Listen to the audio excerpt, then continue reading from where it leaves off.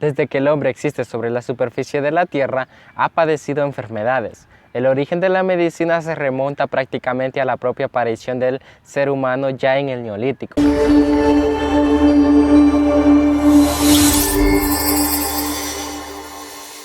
Para hablar de los orígenes de la medicina es preciso hacerlo antes de los rastros dejados por la enfermedad en los restos humanos más antiguos conocidos. Pero la buena noticia es que no seré yo quien te lo cuente. Para ello tengo la primera invitada especial en este canal. Es la doctora María Cárcamo, quien nos contará acerca de esto. Doctora Cárcamo, ilumínenos con su conocimiento. Muchas gracias, Gerardo, por haberme invitado a tu canal. Soy la doctora Cárcamo, soy doctora de La Paz, Honduras.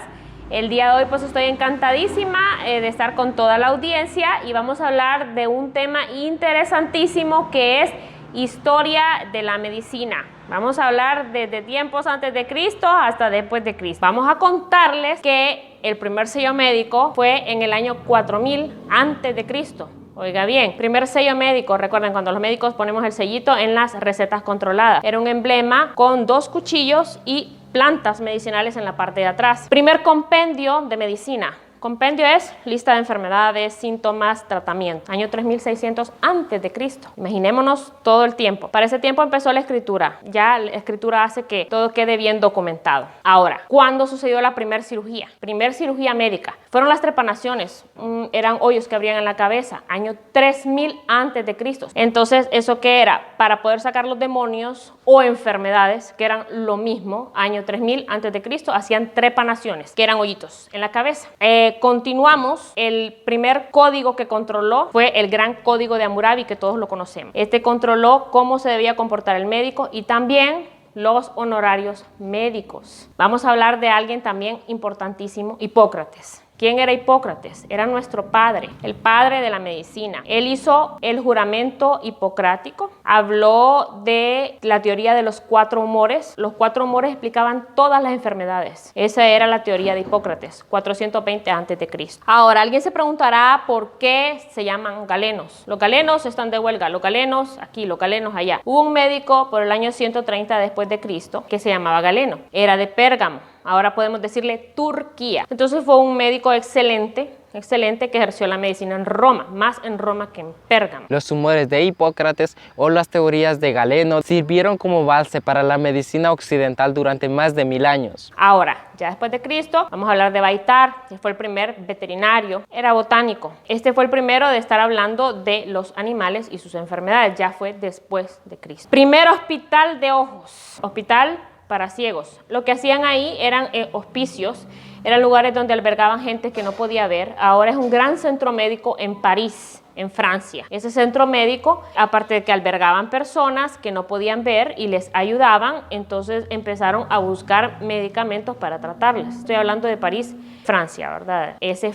fue el primer hospital para ojos. Alguien se preguntará, bueno, ¿cuándo empezaron a sintetizar medicamentos? ¿Cuándo eran plantas? ¿Cuándo eran medicamentos? Años 1500. Empezó a usarse los medicamentos sintéticos por un médico alquimista, ¿verdad? Un médico que empezó a sintetizar de las plantas medicamentos ya producidos. Ahora, ¿quién fue el primero en ver los tejidos vivos al microscopio y cuándo? Esto fue en los años 1600 que empezaron a verse los tejidos vivos al microscopio. En ese tiempo estaba en boga la epidemia de la sífilis. También tenemos en 1796 la primera vacuna que hubo, que fue la vacuna de la viruela. La viruela era una gran epidemia y descubrieron que las vacas tenían viruela. Entonces extrajeron la viruela de las vacas, los antígenos y los anticuerpos que producían las vacas y hicieron la producción de la primera vacuna que existió, que es la vacuna de la viruela. Y vamos a hablar de los descubrimientos. Anestesia. ¿Cuándo fue y dónde? En Boston, en 1800. ¿Cómo se operaban las personas antes? ¿O cómo se sacaban una muela?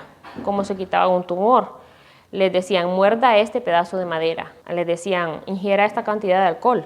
Con alcohol no va a sentir dolor. Entonces, gracias a este descubrimiento, pues ya se pudieron hacer operaciones. La primera fue un tumor de cuello. Posterior a eso, vemos en 1850 que se descubrió los primeros gérmenes. ¿De quién?